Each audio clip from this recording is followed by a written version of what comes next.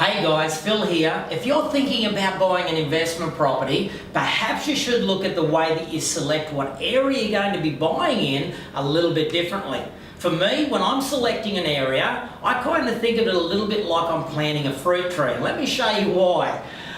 Many of you have probably worked out I am a farm boy, and for me it makes sense that when I'm buying an investment property, similar to if I was going to put a fruit tree in the ground, I'd first be asking where is the soil the most fertile? What market has the most fertile conditions? For me, I want to buy early in the season. I want to plant a fruit tree in the most fertile ground, and I want to feel the moisture in the air. I want to get all the fruit growing on that tree as quickly as possible. The same with my properties. I want to put properties to work very, very quickly, and I want capital growth to come as quickly as possible.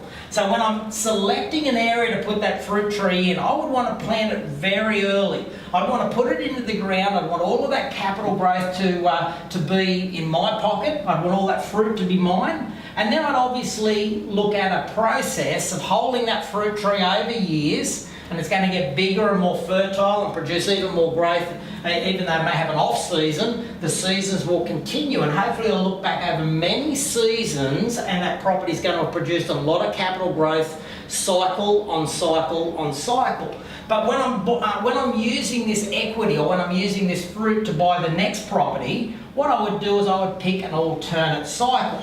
So a different property cycle, and obviously inside of that cycle it would have another fruit-bearing property and producing more capital growth, giving me the ability to buy in another market.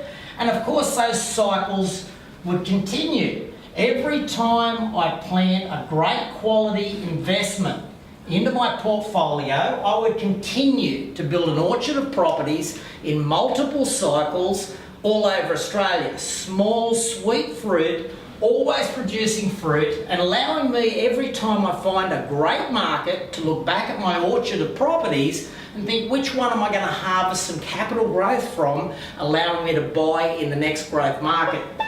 Like I said, I am a farm boy, but I think it makes a lot of sense when it comes to how you select great investment properties.